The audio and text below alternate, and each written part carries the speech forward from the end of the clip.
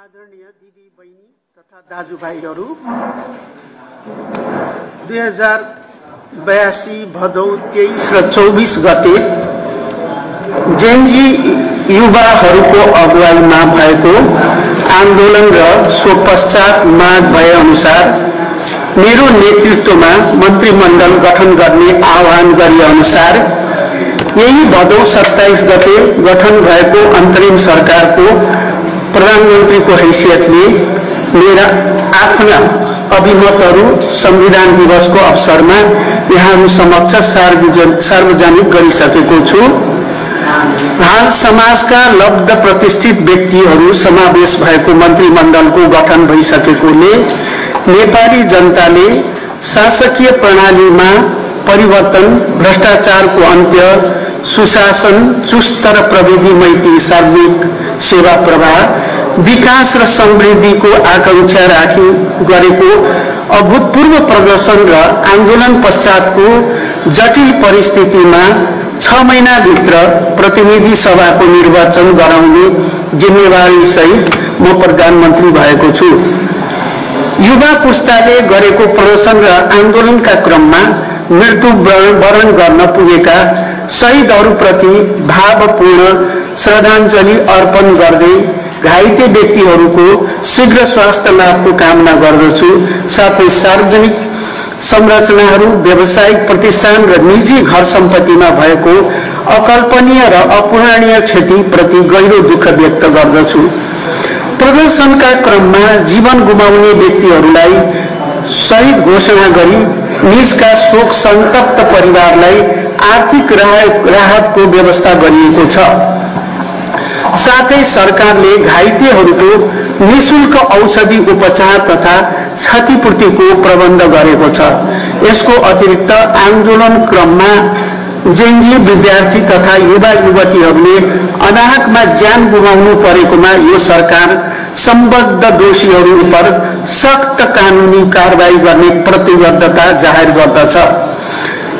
यस जटिल परिस्थितिमा मुलुकलाई निकास दिन आगामी फागुन 21 गते भित्रै स्वतन्त्र, निष्पक्ष, भयरहित वातावरणमा निर्वाचन सम्पन्न गर्न सरकारले आवश्यक पर्ने जनशक्ति, बजेट, निर्वाचन सामग्री, सुरक्षा र कानुनी व्यवस्था लगायतका विषयमा निर्वाचन आयोगका पदाधिकारीहरूसँग छलफल गरी आम निर्वाचनको प्रारम्भिक कार्य सुरु गरिसकेको छ।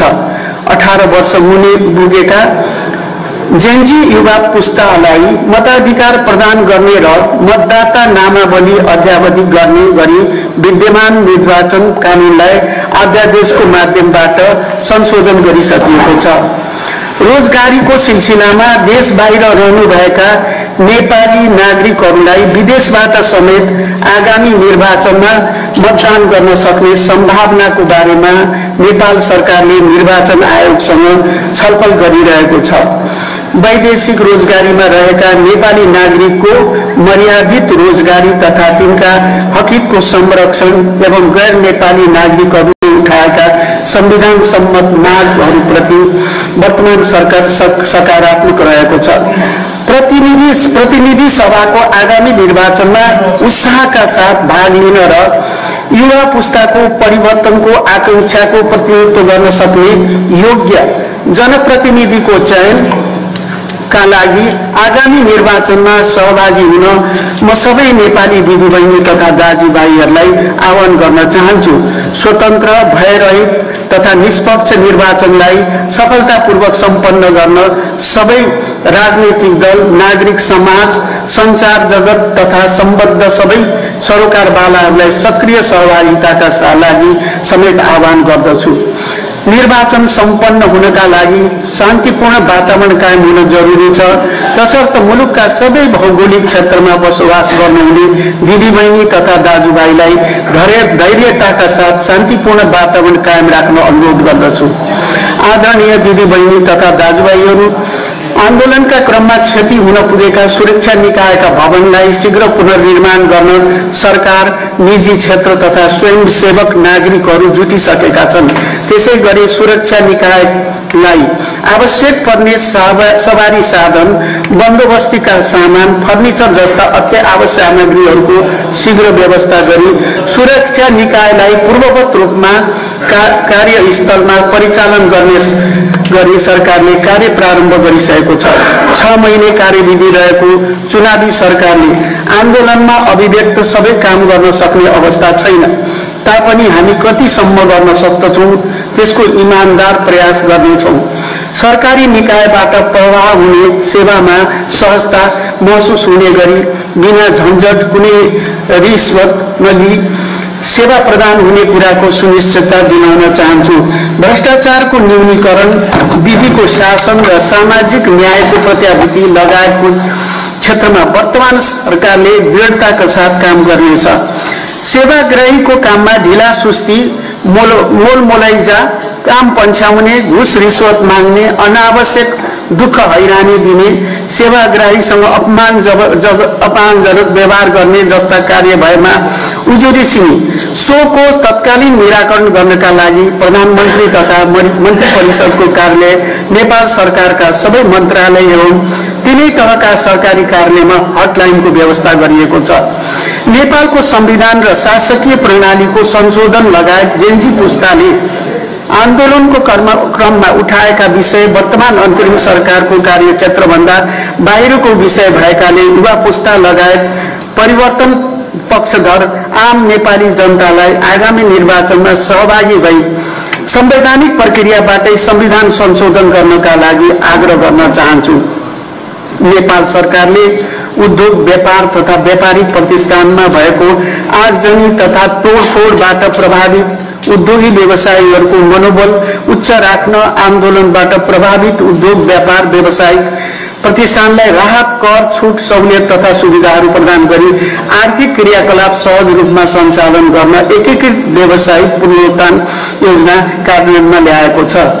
निजी क्षेत्रको मनोबल वृद्धि गर्न तथा आन्तरिक र अन्तर्राष्ट्रिय व्यापारको लागत कम गर्न प्रक्रियागत सुधार प्रारम्भ गरिसकिएको छ।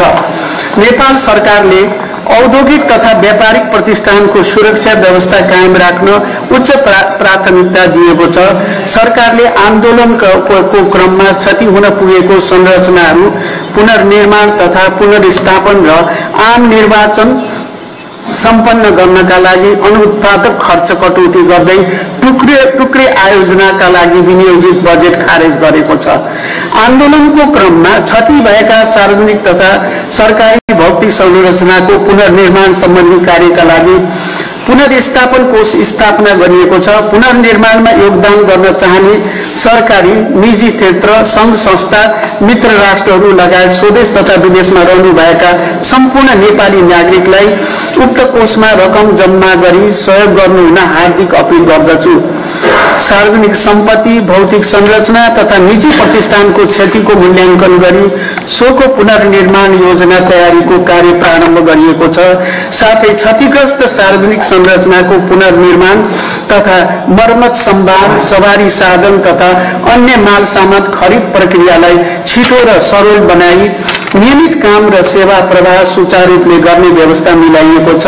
दुर्गम, हिमाली तथा पहाडी जिल्लाहरूमा टेलिफोन र तथा इन्टरनेट सेवाको सुविधा विस्तार गर्ने कार्य प्रारम्भ गरिएको छ।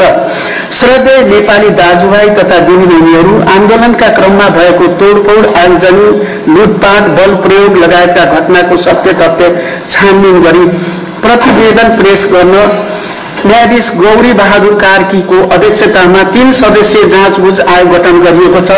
वर्तमान सरकारले विगतमा भएका भ्रष्टाचारको सन्दर्भमा यो छोटो समयमा प्रष्ट जानकारी पाइसकेको छ। तसर्थ त्यसको आवश्यक छानबिन गरी दोषीलाई कारबाहीको प्रक्रिया अगाडि बढाउनेछ। प्रदर्शनका क्रममा व्यक्तिका निजी घर तोडफोड र आगजनी हुँदा स्वाभाविक रूपमा देखिएको नगद रकमका सम्बन्धमा सरकारका सम्बद्ध निकायले छानबिनको कारबाही सुरु गरिसकेको छ। संघीय लोकतान्त्रिक गणतन्त्र प्राप्तिका लागि भएका त्याग, बलिदान एवं संघर्षबाट प्राप्त उपलब्धिलाई संस्थागत गर्दै वर्तमान जेनजी आन्दोलनले उठाएका आवाजहरूलाई सम्बोधन गर्न सबैले हातेमालो गर्नुपर्ने अवस्था छ।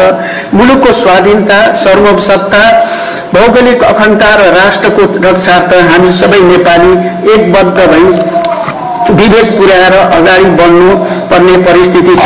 तसर्थ यस विषम घडीमा मेरो नेतृत्वको अन्तरिम सरकारलाई दिएको जिम्मेवारी पूरा गर्न सबै राष्ट्रप्रेमी नेपाली नागरिकबाट पूर्ण सहयोगको अपेक्षा गर्दछु।